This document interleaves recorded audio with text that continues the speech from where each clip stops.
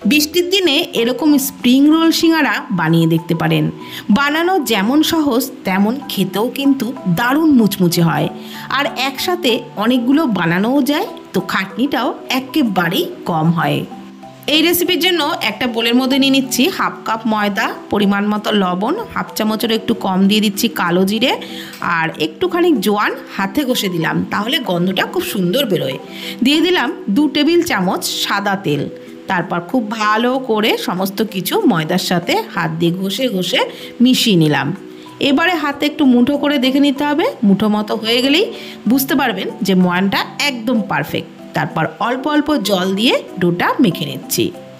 লুচি পরোটার জন্য যেরকম আমরা ডো মাখি ঠিক সেরকমভাবেই মেখে নিয়েছি, একদম নরমও না আবার খুব শক্তও না।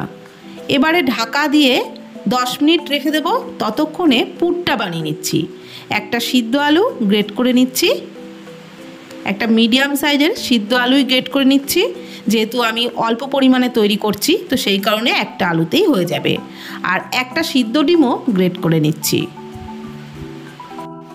এর মধ্যে দিয়ে দিচ্ছি পরিমাণ মতো লবণ, দিয়ে দিচ্ছি হাফ চামচ ঝাল লঙ্কার গুঁড়ো, দিয়ে দিচ্ছি হাফ চামচের একটু কম গোলমরিচ গুঁড়ো, দিয়ে দিলাম চাট মশলা আর গরম মশলার গুঁড়ো সামান্য পরিমাণে একটু দিলাম, দিয়ে দিলাম সামান্য পরিমাণে একটু হলুদ গুঁড়ো। এবারে সমস্ত কিছু খুব ভালো করে আলু আর ডিমের সাথে মিশিয়ে নিচ্ছি। আমি এখানে যেই পরিমাণে তৈরি করছি তাতে কিন্তু প্রায় 15 থেকে 20টা স্প্রিং রোল সিঙ্গারা তৈরি হয়েছিল। এবারে ওর মধ্যে দিয়ে দিচ্ছি 1 টেবিল চামচ পরিমাণে কর্নফ্লাওয়ার। কর্নফ্লাওয়ার দিলে সিঙ্গারাগুলো আরও মুচমুচে হবে আর খেতেও ভালো লাগবে।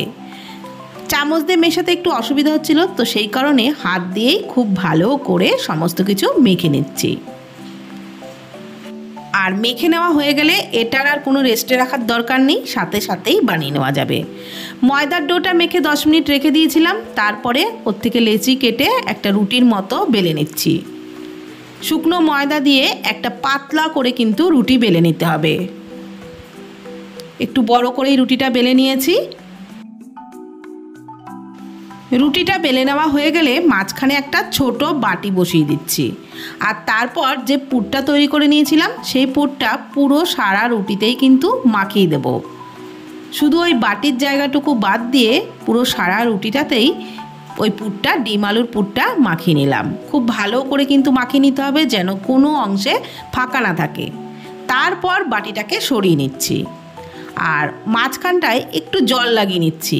এই জলটা লাগিয়ে নিলে যখন সিঙ্গারাগুলো রোল করা হবে তখন কিন্তু একদমই খুলে যাবে না, তো সেই কারণেই সামান্য একটু জল লাগিয়ে নিলাম, আর তারপর এইভাবে কেটে নিচ্ছি। এরকম সরু ফালিতেই কিন্তু কেটে নিতে হবে, আর কাটার সময় একটু সাবধানেই কাটবেন, কোনোভাবে যেন ছিঁড়ে ফেটে না যায়।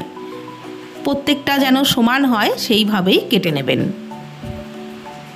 কেটে নেওয়া হয়ে গেলে তারপরে রোলটা করে নিচ্ছি। দেখুন এই একটা লেচিতেই কতগুলো সিঙ্গারা তৈরি হয়েছে, অনেকগুলোই কিন্তু তৈরি হয়েছে, আর দেখতেও খুবই সুন্দর হয়েছে, আর খেতেও কিন্তু দারুণ মুচমুচে হয়েছিল। প্রত্যেকটাই একই রকমভাবে রোল করে সিঙ্গারাগুলো বানিয়ে নিচ্ছি। এগুলো বানাতে কোনো রকম কোনো অসুবিধাই হয় না, একদম সুন্দর রোল তৈরি করা যায়। একইভাবে সবগুলোকেই তৈরি করে নিয়েছি। এবারে কড়াইয়ে সাদা তেলের মধ্যে তেলটাকে হালকা করে গরম করে এগুলোকে উল্টে পাল্টে ভেজে নিচ্ছি। খুব বেশি তেলটা গরম করতে যাবেন না, তাহলে আবার সিঙ্গারাগুলো তেলে দেওয়ার সাথে সাথেই বেশি লালচে হয়ে যাবে, ভাজাটাও ভালো হবে না। তাই হালকা তেল গরম করেই এগুলোকে উল্টে পাল্টে একটু টাইম নিয়ে ভাজতে হবে, তাহলে ভেতর থেকেও ভালো ভাজা হবে, খেতেও দারুণ মুচমুচে হবে। আমি এগুলোকে বেশ লালচে করে ভেজে নিয়েছি। এবারে এগুলোকে তেল ঝরিয়ে তুলে নেব। বেশি লালচে করে এর থেকে আর ভাজছি না। আর একই রকমভাবে আমি বাকিগুলোকেও ভেজে নেব। তাহলে বন্ধুরা বৃষ্টির সন্ধে হোক কিংবা যে কোনো দিন এইভাবে স্প্রিং রোল সিঙ্গারা বানিয়ে দেখুন। এটা বানাতে খাটনি যেমন কম তেমন খেতেও কিন্তু দারুণ টেস্ট হয়। একটা ভেঙে দেখাচ্ছি, দেখুন ভাঙাটা দেখেই বুঝতে পারলেন যে কতটা মুচমুচে হয়েছে। তাহলে হাতে কম সময় থাকলেও ঝটপট রেসিপি বানিয়ে নিতে পারবেন। আর ভিডিওটি ভালো লাগলে প্লিজ কমেন্টের মাধ্যমে জানাবেন। ফেসবুক থেকে দেখে থাকলে পেজটি ফলো করে নেওয়ার অনুরোধ রইল। ইউটিউব থেকে দেখলে চ্যানেলটি প্লিজ সাবস্ক্রাইব করে দেবেন। ভালো থাকবেন, সুস্থ থাকবেন, ধন্যবাদ।